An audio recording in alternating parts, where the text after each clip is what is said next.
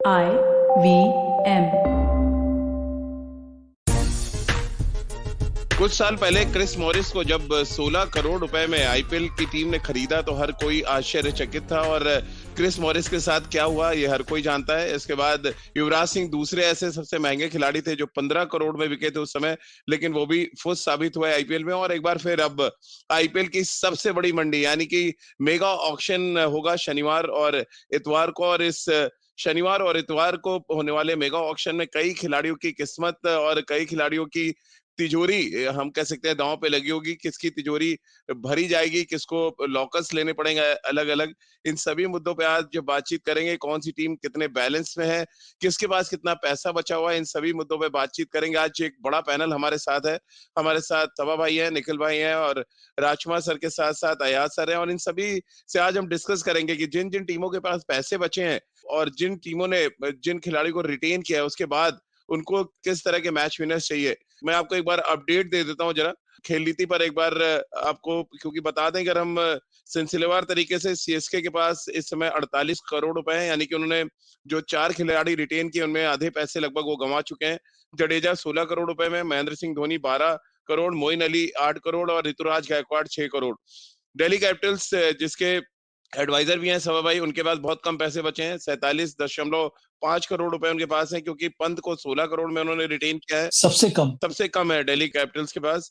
फिर अक्षर पटेल को 9 करोड़ में, इसके अलावा पृथ्वी शॉ को 7.5 करोड़ रुपए में और नौकिया को 6.5 करोड़ रुपए में। इसी तरह से सिलसिलेवार तरीके से मैं आपको बताता जाऊं तो सबसे ज्यादा पैसे जो है वो पंजाब किंग्स के पास है, 72 करोड़ रुपए है उनके पास अभी भी पर्स में। यानी कि जो मेगा ऑक्शन होगा उसमें सबसे ज्यादा पैसे खर्च करने की स्थिति में पंजाब किंग्स है, क्योंकि उन्होंने सिर्फ 2 खिलाड़ी रिटेन किए, मयंक अग्रवाल और अर्शदीप सिंह के अलावा। अलग अलग टीमों पे हम धीरे धीरे आगे जाते जाएंगे, लेकिन शुरुआत क्योंकि दिल्ली कैपिटल्स के एडवाइजर हैं इस समय सभा भाई, उनसे ही कर लेते हैं। सभा भाई, बहुत कम पैसे हैं आपके पास मेगा ऑक्शन के लिए, और जो खिलाड़ी आपने रिटेन किए हैं वो हर तरह से ऑलराउंडर्स के तौर पे हम उनको देख रहे हैं। वो चाहे पंत हो जो विकेट कीपिंग बैट्समैन है, इसके अलावा अक्षर पटेल दूसरा ऑलराउंडर आपने रखा, फिर नौकी आपने रखा है जो आईपीएल के शायद सबसे तेज गेंदबाज हैं, और पृथ्वी शॉ। ये थोड़ा सरप्राइज था जब दिल्ली कैपिटल्स ने उनको रोका, हालांकि उनका फॉर्म बहुत अच्छा था पिछले सीजन में। अब सभा भाई, अगर हम दिल्ली कैपिटल्स की बात करें तो सबसे बड़ी बिट अब किसमें लगने वाली है आपकी तरफ से? यहाँ से कहना बड़ा मुश्किल है राजीव, क्योंकि हर एक टीम तो यही प्रयास करती है कि उसके कोर प्लेयर्स आ जाएं। पहले जो टीमें होती हैं वो प्रयास ये भी करती हैं कि आपके 11 बन जाए। वो नहीं, लेकिन आपको ये भी देखना पड़ेगा आपके पैसे बहुत कम है। इसीलिए मैं कह रहा हूँ कि हमारे पास चूंकि सबसे कम पैसे बचे हैं, इसीलिए हम लोगों को बहुत ज्यादा डायनेमिक होना पड़ता है, बहुत ज्यादा फ्लेक्सिबल रहना पड़ेगा। और अंत में ये भी निर्भर करता है कि कौन सा खिलाड़ी कब आ रहा है, उसके पहले उस पर कितने सारे बिड्स लग चुके हैं। तो इन सब चीजों पर ध्यान देना होता है। यहाँ पर अगर मैं मन भी बना लूं कि मुझे इसी पर बिड करना है, तो हो सकता है जब उसकी बिडिंग वॉर शुरू हो तो फिर हमारे पास पैसे उतने बचे नहीं। तो इसीलिए बहुत ज्यादा धैर्य के साथ, बहुत ज्यादा सतर्क होकर ही हमें बिडिंग करनी होती है। कई सारे ऐसे खिलाड़ी हैं, इसीलिए मुझे लगता है इस बार डोमेस्टिक क्रिकेटर्स जो हैं, जो पिछले साल तक या फिर पिछले साल तक जो एक बैकअप के रूप में माने जाते थे, हो सकता है कि चांसेस हों कि उनको अब एक तरह से मेन 11 में रखने के बारे में लोग लोग बात करें। क्योंकि 10 टीमें हो रही हैं तो ज्यादा प्लेयर्स की जरूरत पड़ेगी, और हर टीम में कम से कम आपको 7 भारतीय खिलाड़ी चाहिए, तभी आपकी टीम कंप्लीट हो जाती है। निखिल भाई, मैं आपको बता दूं 1214 खिलाड़ियों का ऑक्शन होने वाला है। ऑस्ट्रेलिया के सबसे ज्यादा विदेशी खिलाड़ी हैं, 59 खिलाड़ी ऑस्ट्रेलिया के हैं, साउथ अफ्रीका के 48 हैं और वेस्ट इंडीज के 41 हैं। ये 3 मेन नहीं कंट्रीज है राजीव, सिर्फ जी राजीव यहाँ पे मैं आपको 590। रोकना चाहता हूँ। जी। हाँ, 590 खिलाड़ी हैं जो ऑक्शन में रहेंगे। लेकिन पहले जो पहले 12 12 1200 थे, पर उसके अच्छा बाद अच्छा, लिस्ट शॉर्ट जो है लिस्ट वो किया गया। ट्रिम्ड हो गई है। अच्छा, और इस ओके। समय सिर्फ 590 खिलाड़ी हैं जो ऑक्शन में रहेंगे। अब निखिल भाई और उसका जी जी हाँ राजीव भाई, उसका जो ऑक्शन का एक जो फॉर्मेट भी रहेगा, जी वो पहले 10-10 खिलाड़ी के ब्लॉक्स में होगा। पहले जी 10 खिलाड़ी जो है वो मार्की प्लेयर्स रहेंगे। अब उसी पे मैं सवा भाई से पूछना चाह रहा था, 47.5 करोड़ रुपए हैं सवा भाई। अगर मैं पहले ब्लॉक का आपको उन खिलाड़ियों का नाम बताऊं तो उनमें से आप एक खिलाड़ी के ऊपर कितनी मूल राशि खर्च कर सकते, वो भी एक बजट बनाया होगा हर टीम ने। क्योंकि जो पहला ब्लॉक है राजीव भाई, उसमें रविचंद्रन अश्विन, ये सब मार्की प्लेयर है। जी Trent Boult, Pat Cummins, Quinton de Kock, Shikhar Dhawan क्या वापस लेने को देखेंगे Delhi Capitals, Faf du Plessis, Shreyas Iyer क्या वापस लेंगे? क्या श्रेयस अय्यर वापस दिल्ली कैपिटल्स जाने को देखेगा? क्योंकि उनको रिटेन उन्होंने नहीं किया था।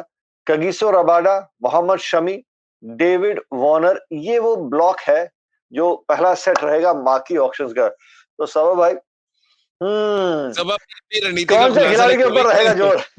देखिए दिल्ली कैपिटल्स से साफ इंस्ट्रक्शंस हैं सभा भाई को कि कोई रणनीति की खुलासा आप नहीं करेंगे राजकुमार सर, लेकिन क्योंकि बहुत न्यूट्रल मामला होगा, सवाल बड़े आ अरे रहे लाल हैं। टी शर्ट पहने कहाँ से न्यूट्रल?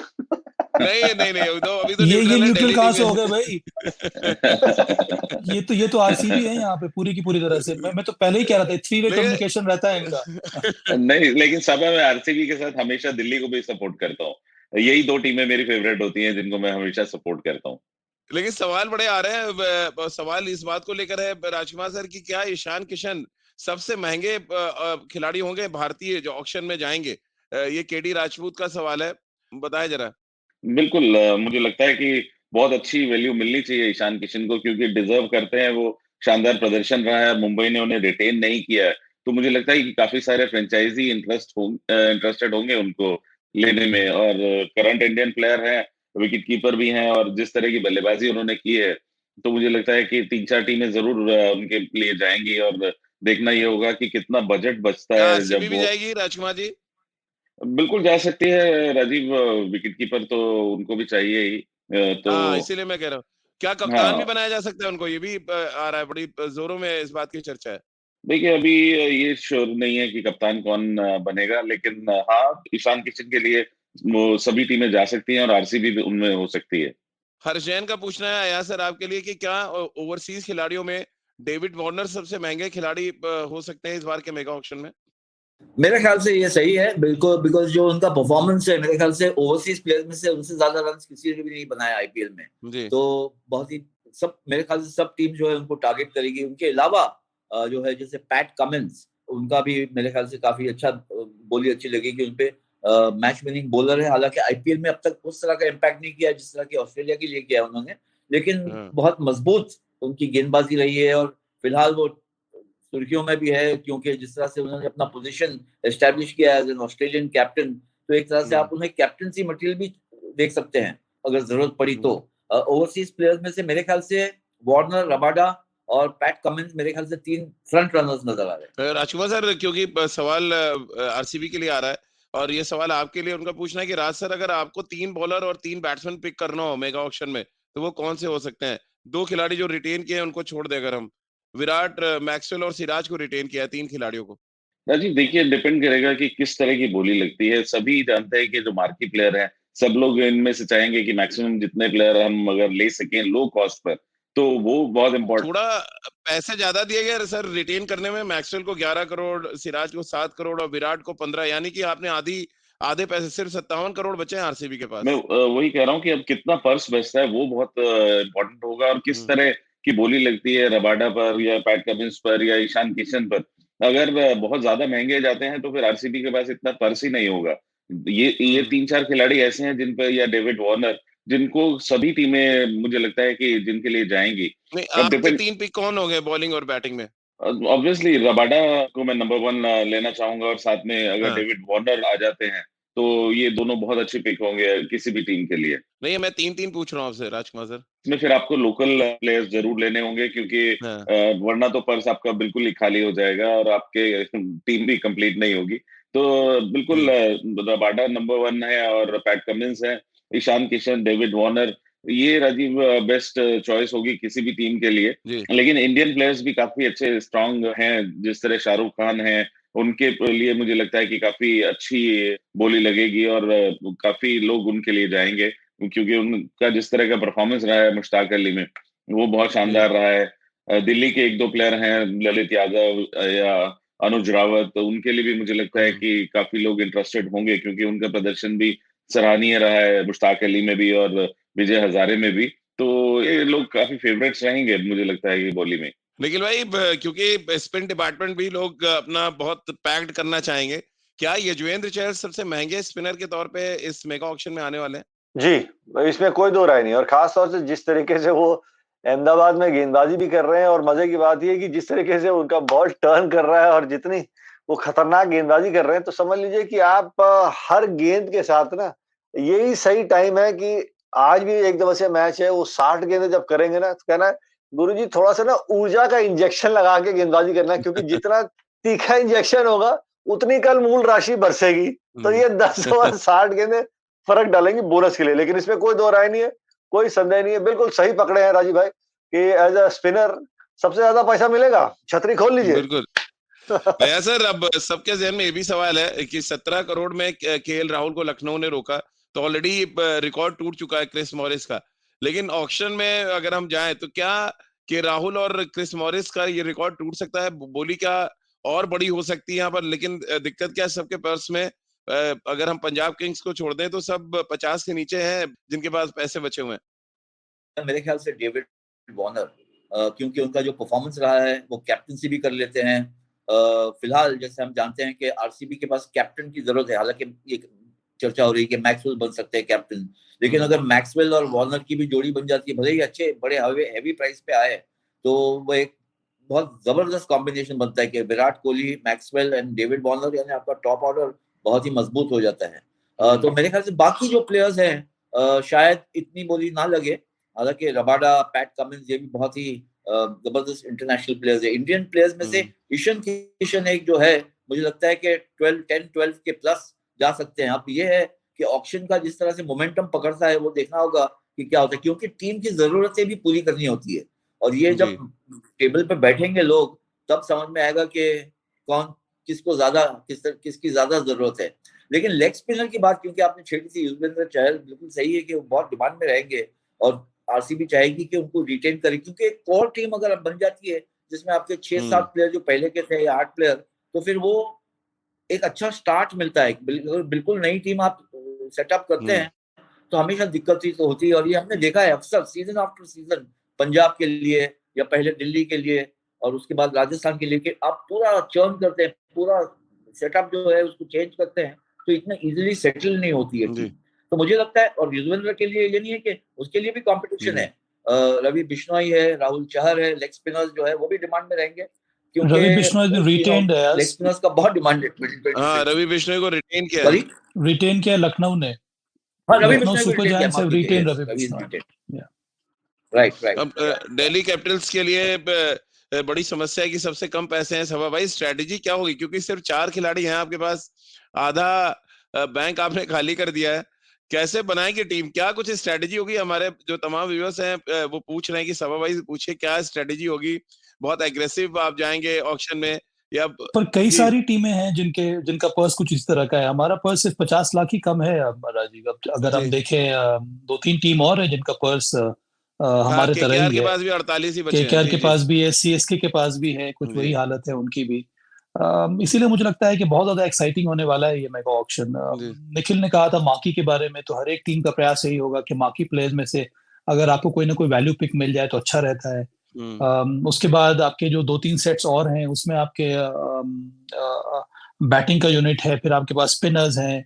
जो जो जिन टीमों ने अपने प्लेयर्स रिटेन किए हैं, आप यही देखेंगे कि उसके अलावा 7 प्लेयर आपके कौन होने चाहिए। अगर उसमें 3 और फॉरेनर्स आ जाएं तो अच्छी बात होती है। फिर आपको बैकअप के बारे में भी सोचना होता है। एक और बात ये भी है दर्शकों को जानना कि मैंडेटरी है 18 प्लेयर्स को चुनना, और मैक्सिमम लिमिट जो है वो 25 प्लेयर्स की है। अच्छा, तो दिल्ली ने क्या स्ट्रेटेजी बनाई है? आप कितने प्लेयर्स चुनने जा रहे हैं सब भाई? अभी इसके बारे में बात नहीं हो, बहुत फ्लूइड रहता है राजू। वो निर्भर करता है आपके पास कितने पैसे बचे हुए हैं। फर्स्ट डे ऑक्शन के बाद या फिर सेकेंड डे जब ऑक्शन शुरू होता है, तब फिर अलग प्रकार से आपको सोचना होता है। वो बहुत ज्यादा डायनेमिक है। यहाँ से हम जो भी स्ट्रेटजी बना लें, इससे कोई फर्क पड़ता नहीं। और जनरली जो फ्लेक्स जो स्ट्रेटजी रहती है, वो हर एक टीम की वही स्ट्रेटजी, बिकॉज प्लेयर्स तो वही है ना। जो स्किल सेट है प्लेयर्स का तो एक ही तरह का है। अगर किसी टीम को लेग स्पिनर की जरूरत, जैसे कि आज ने कहा, तो वो निश्चित रूप से लेग स्पिनर को ही टारगेट करेंगे। जो स्किल सेट आपकी टीम में नहीं है, उस तरह के प्लेयर्स को आप टारगेट करेंगे। जी निखिल भाई, कुछ कहना चाह रहे थे आप? राजीव भाई, बड़ा इंटरेस्टिंग रहेगा ऑक्शन मेरे लिए, क्योंकि जितने टीम्स ने अपने खिलाड़ी को रिटेन किया है, और जो हम लोग बात भी कर रहे थे, जैसे सभा भाई कह रहे थे, दिल्ली कैपिटल के 47.5 करोड़ रुपए पर्स बचा है, सीएसके का 48 है, उसी कुछ अंदाज से 67 करोड़ रुपए मुंबई आरसीबी के इंडियंस पास के है। पास भी 48 है। जो सेकंड नंबर पे 68 है वो सनराइजर्स हैदराबाद के पास है। नंबर 1 पे उदाहरण के लिए पंजाब के पास है, देन सनराइजर्स। उदाहरण के तौर जी। पे अगर आप दिल्ली कैपिटल्स को देखें, उन्होंने 2 बैट्समैन, 1 ऑलराउंडर, 1 फास्ट बॉलर रखा है, जो हाँ। आपके जो कोर स्ट्रेंथ में है। तो आपको पहले तो 7 खिलाड़ी चुनने हैं। वो आप 47.5 करोड़ रुपए में से कितने पैसे वो खर्च करने को देखेंगे।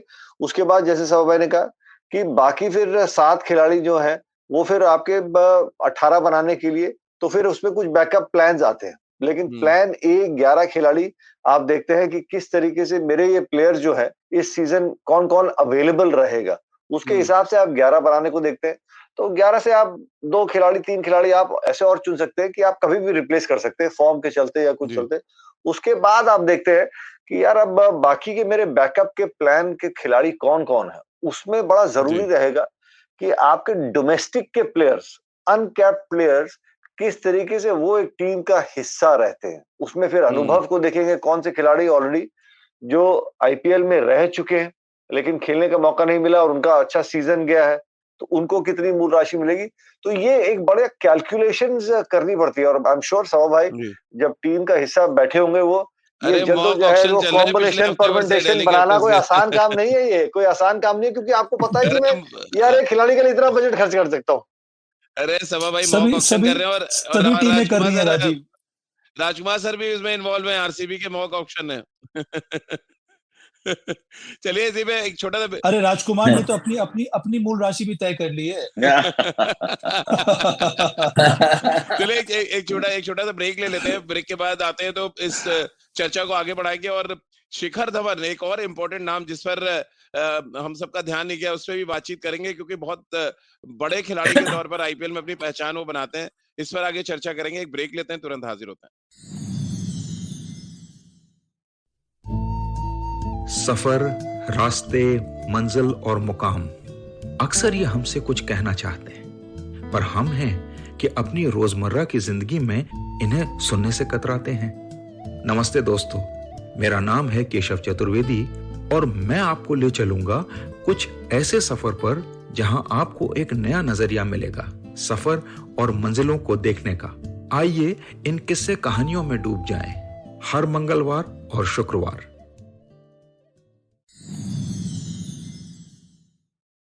ब्रेक के बाद एक बार फिर आपका स्वागत है। आप देख रहे हैं और सुन रहे हैं खेल नीति। आया सर, चैलेंजेस क्या मुंबई इंडियंस और चेन्नई सुपर किंग टीमों के लिए ज्यादा है जो एक सेट के साथ, एक पर्टिकुलर खिलाड़ियों के सेट के साथ आईपीएल में बहुत अच्छा कर रहे थे, अब सडनली ये सेट टूटा है। आप 3 या 4 खिलाड़ी जो भी आप रिटेन कर पा रहे हैं, कर रहे हैं, उनके लिए कितना मुश्किल आप देख रहे हैं?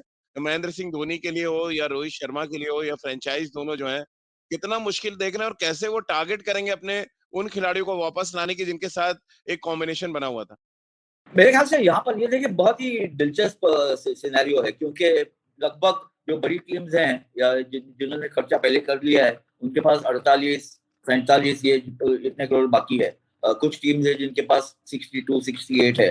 लेकिन आपको किस तरह से मैनेज करना है, मेरे ख्याल से यहाँ पर 2 चीजें होगी। एक तो ये है कि आप बहुत चतुराई के साथ आपको ऑक्शन में उतरना होगा और सीलिंग लगानी होगी कि कहाँ तक आप खींच सकते हैं जो अगर आपको प्लेयर चाहिए। जैसे समझो ईशान किशन को अगर वापस चाहिए, मुंबई को वापस लेना है, तो एक सर्टेन प्राइस पे आएंगे वो, क्योंकि बाकी लोग भी बहुत कम्पीट करेंगे उनके लिए। ईशान किशन का आज का दर्जा जो है पिछले 3-4 साल से बहुत अलग हो गया है।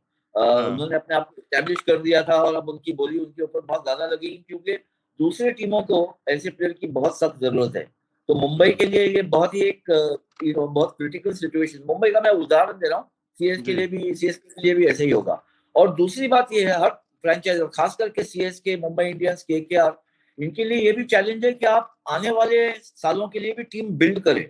तो इनको यंग प्लेयर्स के ऊपर एक फंड लेना होगा जैसे पहले लिया था और उसमें से ईशान किशन जैसे प्लेयर निकले थे। तो किस प्लेयर पे आप किस तरह से बैक करते हैं, ये भी एक स्ट्रेटेजी बनानी होगी। किसको अंडरकट करना है, किसको खींच के लेके जाना है, कहाँ तक आप बोली लेके जाएंगे और फिर ड्रॉप कर देंगे। देखिए यहाँ पे ये भी गेम चलता है कि आप उतरे ऑप्शन में और बोली एक हद तक लेके गए, फिर आप विड्रॉ कर लें और दूसरे सामने वाले को खरीदना पड़े तो उनका पर्स कम हो जाता है। फिर आपके पास और एक रास्ता निकलता है या जरिया निकलता है, आप कुछ और प्लेयर्स चुन सकते हैं। तो मेरे ख्याल से बहुत ही दिलचस्प सिनेरियो है लेकिन कोशिश हर टीम की यही रहेगी कि 11 या 12, मैं कहूंगा लगभग 15 प्लेयर ऐसे चुने जो रेगुलरली आपके लिए खेलेंगे 11 में। बिल्कुल ये फॉर्मूला बनाना बहुत जरूरी है हर टीम के लिए, और यहीं पर मेरे ख्याल से जो है सबसे ज्यादा कश्मकश होगी। लिविंगस्टोन और टीम डेविड को लेकर सवाल है राजकुमार जी की, क्या आरसीबी इनको लेना चाहेगा? दोनों ही ओवरसीज खिलाड़ी बेहद खतरनाक है T20 फॉर्मेट में। बिल्कुल, ये मुझे पहले से ही लग रहा था कि ये अच्छी बाय होगी अगर कोई भी टीम इनके लिए जाएगी, और थोड़ा सा मुझे लगता है कि आरसीबी शायद जा सकती है इन टीमों के लिए। साथ साथ राजीव, मैं ये कहना चाहूंगा कि जो इंडिया अंडर-19 टीम के प्लेयर्स हैं, वो भी बड़ी डिमांड में रहेंगे इस बार। जैसे कप्तान यश ढुल हैं, या राज बावा बावा हैं, ऑलराउंड जी। राज बावा हैं, ऑलराउंडर हैं। लेफ्ट आर्म स्पिनर जो काफी उनका शानदार प्रदर्शन रहा था। फास्ट विक्की बॉलर्स ओसवाल जी। विकी ओसवाल। तो इस जी तरह के खिलाड़ी भी अच्छी, मुझे लगता है कि अच्छी बाय होंगे और काफी यूजफुल होंगे फ्रेंचाइजी के लिए, और जी। जरूर इस पे काम कर रहे होंगे सभा की हमें उनमें से कौन कौन सा प्लेयर लेना है। और काफी, मैं कहता हूँ कि वो काफी यूजफुल रह सकते हैं, क्योंकि एक जी रीजनेबल प्राइस पर मिलेंगे और काफी यूजफुल रहेंगे किसी भी टीम के लिए। सभा भाई, आपके लिए अर्पण जी की एक रिक्वेस्ट है कि सभा भाई प्लीज प्लीज प्लीज आवेश खान को टीम में वापस ले आइए। हाँ, आवेश का बहुत अच्छा प्रदर्शन रहा था दिल्ली कैपिटल्स के लिए, और एक मेनस्टे थे वो हमारी टीम के लिए। और पिछले साल आपको याद होगा कि उनको पिक किया गया था 11 में उमेश यादव और ईशांत शर्मा से पहले। जी तो वहां पर कप्तान ऋषभ पंत ने उनको बैक किया था। तो कोशिश तो यही होनी चाहिए इस बार भी कि आवेश खान जैसे, और वो इस समय वो टीम में भी आ गए हैं, भारतीय टीम में, तो उनका जो दर्जा है ऊपर हो गया है।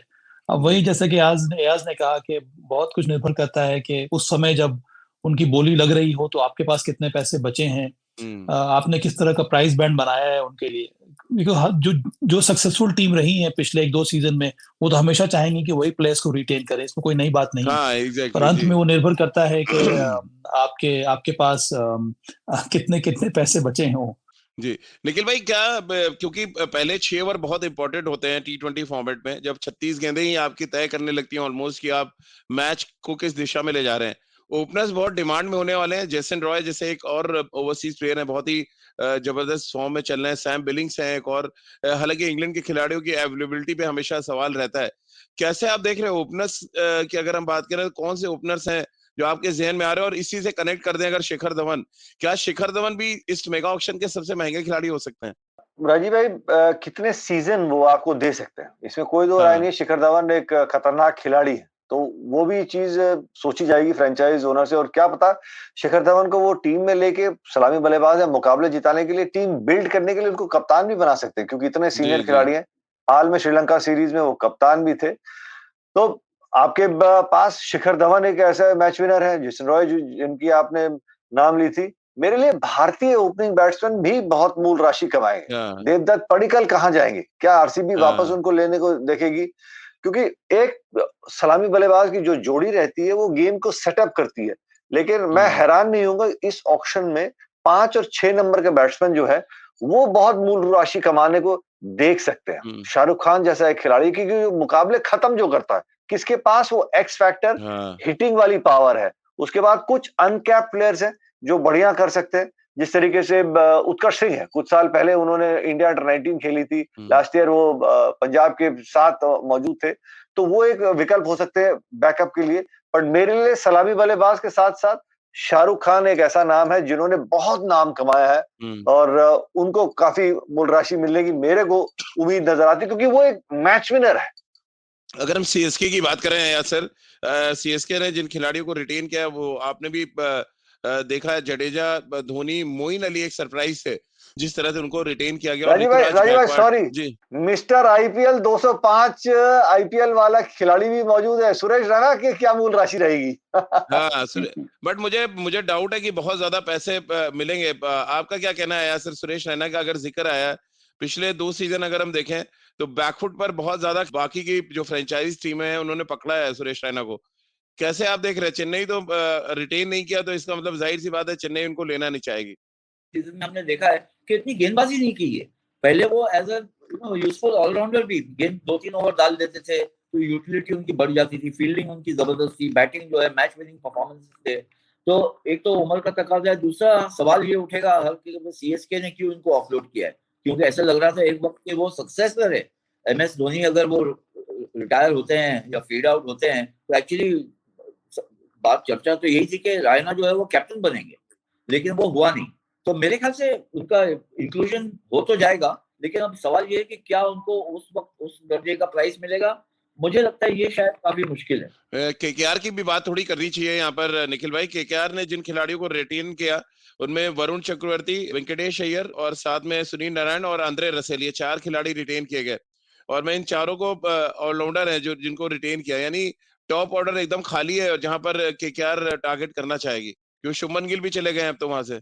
शुभमन गिल चले गए, नीतीश राणा और टॉप ऑर्डर बैट्समैन थे राहुल त्रिपाठी भी एक और बैट्समैन होंगे, मुझे लग रहा है बहुत हाई प्राइस में जा सकते हैं इस बार निखिल भाई, क्योंकि उन्होंने बहुत बढ़िया प्रदर्शन किया है राहुल त्रिपाठी केकेआर के लिए। और वो एक ऐसा प्लेयर है जो निचले क्रम में भी बैटिंग करता है, पारी को संभालता है, और फिर जब जरूरत होती है तो टीम के लिए बतौर सलामी बल्लेबाज भी उतरते हैं। तो केकेआर को भी अपनी टीम बिल्ड करने को देखेंगे। आपके पास वेंकटेश अय्यर एक विकल्प है जिन्होंने अच्छा किया है, उसके साथ आपको एक और बल्लेबाज चाहिए। केकेआर के लिए आंद्रे रसल, वो बीच में आके पारी खत्म करते हैं, मुकाबले जिताते हैं। सुनील नारायण, तो आपके पास ऐसे 2 मैच विनिंग ऑलराउंडर्स हैं, और आपके पास 2 मिस्ट्री स्पिनर है, क्योंकि केकेआर में जिस तरीके से ईडन गार्डन का वो विकेट रहता है वो बनाने के, पर उनको बाकी के 7 खिलाड़ी पिक करने के लिए बहुत केयरफुली पिक करने होंगे। मुझे मालूम नहीं केकेआर के कितने पैसे बचे हुए हैं, तो सेम उसके हिसाब से सेम 47 वो 48 बहुत खुश है जिनके जिनके पास पैसे कम है, बहुत खुश हो रहा है यार इनके पास पैसे कम है। अरे इसकी हेडलाइन बना दो, सबाबाई बने मुनीम। वेंकटेश अय्यर ने केकेआर के पास वेंकटेश अय्यर को भी रिटेन किया है जी। आया सर जी, सभा से पूछना चाहता हूँ, राज से भी और निखिल से भी, बिकॉज ये सब हाई लेवल पे खेले हुए हैं, कि जो सिलेक्शन होगा वो इसमें थोड़ा सा टिल्ट या वजन होगा इस सीजन पे जहाँ पे मैचेस खेली जाएगी, क्योंकि लगता है कि आईपीएल होगा अगर इंडिया में होता है तो मुंबई, पुणे, नवी मुंबई में। तो कलकत्ता का पिच और हैदराबाद का पिच और बैंगलोर का पिच ये इक्वेशन में नहीं आएंगे। तो क्या, और अगले साल का किसी को पता नहीं है, तो क्या सिलेक्शन की थिंकिंग जो है इसी तरह से चलेगी या क्या होगा, क्या सोच होगी? सवा भाई दीजिए जवाब। देखिए, जनरली क्योंकि ये मेगा ऑक्शन है, आप 3 साल के लिए टीम बनाते हैं अयाज, तो मेरे विचार में कुछ स्पेसिफिक ज्योग्राफिकल एरिया के हिसाब से आप टीम बना नहीं सकते हैं, क्योंकि हो सकता है इस बार अब मुंबई में हो रहा है, नेक्स्ट ईयर हो सकता है कि भारत में कई सारे वेन्यू पे हो जाए, हो सकता है कि भारत के बाहर चला जाए। तो यहाँ से प्रेडिक्ट करना बड़ा मुश्किल है। तो जनरली मुझे ऐसा लगता है कि हर एक टीम की सोच यही होगी कि ऑलराउंड टीम एक बनाए जो हर एक वेन्यू पे, हर एक सरफेस पर जो खेलने के लिए तैयार रहे। अब पिछले साल हमने देखा था जब मैचेस हो रहे थे चेन्नई में, तो वहां पर मुंबई इंडियंस जैसी स्ट्रॉन्ग टीम स्ट्रगल कर रही थी। ना तो हार्दिक पांड्या चले, ना तो कारण पोलार्ड चले, ना तो ईशान किशन चले, तो स्लो सरफेस पे वहां पर उनको परेशानी हुई। तो इस वजह से मुझे लगता है दिक्कतें सामने आती हैं। वो बहुत बड़ा कारण था जिसकी वजह से मुंबई पिछले साल ऊपर आ नहीं पाई। जी निखिल भाई, क्योंकि आप जब अपने 11 खिलाड़ी चुनते हैं ना अयाज भाई, तो आप उम्मीद करते हैं लगभग 90% सारे अंतर्राष्ट्रीय खिलाड़ी होते हैं। एक आधा एक जो अद्भुत ऐसा खिलाड़ी होता है जो अनकैप्ड होता है, और एक्सपीरियंस अंतर्राष्ट्रीय खिलाड़ी होते हैं। तो जब आप उनका चयन करते हैं 11 में, आप उनसे एक्सपेक्ट करते हैं जो मैटर कंडीशंस हो, आप उन कंडीशंस को पढ़ पाए, game awareness, match situation, game कहाँ जा रहा है, क्या है, so you expect that from them. उसी के हिसाब से आपको वो मूल राशि मिलती है। तो वो प्रोफेशनलिज्म वो खिलाड़ी की तरफ से आनी जरूरी रहती है, कि वो तैयारी करके आएगा कि मैं यहाँ खेल रहा हूँ या वहां खेल रहा हूँ, वो जरूरी रहता है। जी राजकुमार सर, फाइनल कमेंट, कैसे होने जा रही है सब टीमों की संरचना, और कैसे आप देख रहे हैं जिस तरह से सबके पास में पैसे बचे हुए हैं, क्या कुछ रणनीति होगी ऑक्शन में अलग अलग टीमों की? नहीं राजीव, मैं बिल्कुल सहमत हूँ निखिल से कि ये लंबा विजन रख के ही टीम बनाई जाएगी 3 साल के लिए, और अभी खाली नहीं सोचा जाएगा कि इस जगह पर हो रही है। और 3 साल के लिए आप बिल्ड करना चाहेंगे तो कुछ एक दो मार्की प्लेयर्स जरूर सब टीम ने लेना चाहेंगी। एक बड़ा प्लेयर जो कि मैच फिनिशर हो, तो सब ये जो 4-5 मैच फिनिशर हैं या मैच विनर्स हैं, मुझे लगता है कि इनको काफी अच्छे पैसे मिलने वाले हैं, भले वो शिखर धवन हो, ईशान किशन हो, शाहरुख खान हो, रबाडा और मुझे लगता है कि पैट कमिंस, ये 4-5 प्लेयर्स बहुत अच्छे बाएं हैं और सभी जाएंगे इनके लिए, क्योंकि ये सभी मैच विनर्स हैं। अब देखना ये होगा कि उस टाइम पे क्या पोजीशन होती है फ्रेंचाइजी की, लेकिन हाँ, सब लोग 3 साल के विजन के साथ ही टीम बिल्ड करना चाहेंगे। बिल्कुल, और फ्रेंचाइजी इस बात को भी ध्यान में रखेगी कि नाम बड़े और दर्शन छोटे ना हो जाए कहीं, क्योंकि अक्सर हमने देखा है जिन खिलाड़ियों को पैसे ज्यादा मिलते हैं वो मैदान पर क्या कुछ करते हैं, फिर वो चाहे क्रिस मॉरिस हो या युवराज सिंह जैसे खिलाड़ी रहे हो। बहुत बहुत शुक्रिया। समय हालांकि अभी और चाहिए था हमें, लेकिन हम पूरा एनालिसिस लेके आएंगे एक बार फिर मेगा ऑक्शन के पहले दिन शाम को, और दूसरे दिन का पूरा ऑक्शन, और तब सवा भाई से खुल के बातचीत भी होगी। अभी तो रणनीति के तहत बहुत ज्यादा वो जवाब नहीं दे रहे कि पूरे पत्ते वो नहीं खोल रहे हैं कि क्या कुछ मेगा ऑक्शन में होगा, लेकिन हाँ, ऑक्शन के बाद जरूर उनसे बहुत डिटेल में बात करेंगे कि एक पर्टिकुलर खिलाड़ी को उन्होंने क्यों लिया है। तो जुड़िए खेल नीति के साथ रोज सुबह 9:30 पर खेल नीति के यूट्यूब चैनल और आईबीएम के फेसबुक पेज पर। आप मुझसे जुड़ सकते हैं इंस्टाग्राम और ट्विटर पर, और अपने सवाल भेज सकते हैं @राजीव मिश्र मेरा ट्विटर हैंडल है। इसके अलावा खेल नीति के ट्विटर हैंडल @खेल नीति पर आप अपने सवाल भेज सकते हैं और उसको सुन सकते हैं। इसके अलावा खेल नीति का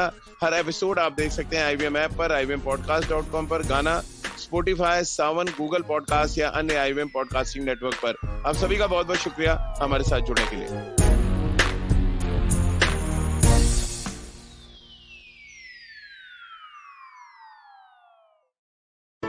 Hey everybody, it's been another great week on the IBM Podcast Network. On Cyrus Says, good friend of the show, good friend of Cyrus and myself, Mangalam Mallu is on. He's the assistant editor and anchor at CNBC TV 18, and he and Cyrus discuss how the budget of 2022 affects us all. On This Round is on Me, we flip the script as Gauri is a guest on her own show. Check it out as Kavita Rajwade, my co-founder at IBM Podcast, hosts this very special episode. On Misconduct, Raghavi and Nisha are joined by Priya Mirza. She's the host of the Longest Constitution podcast. They take a close look at the former Prime Minister of India, Indira Gandhi. On Audio Gyan, Kedar talks to Dr. Simin Patel. She's the co-founder of the Bombay Wala Historical Works. She talks about how she picks out the most interesting stories to showcase. And on Tere Mere Raste, Keshav tells us the amazing transformation of the ravaged land of Purnapani. Do follow us on social media. We're IBM Podcast on Twitter, Facebook, Instagram, and LinkedIn. Also, please do tell a friend. It really does help us when you spread the word about our podcast. And I'd also like to ask you if you could rate or recommend wherever you listen to our podcast. And speaking of where you listen to this show, if you're on an Android phone, do check out our new Android app. We have a brand new app with a brand new listening experience. Definitely check it out. I think you will enjoy it. And finally, we'd like to thank our sponsors this week, Bank of Baroda and CoinSwitch Kuber. Thank you so much for making this possible. You're the people pleaser, right? Oh, yes. Or then desperately seeking the one? Oh, wait, you're the one who doesn't think they're ever good enough. Oh.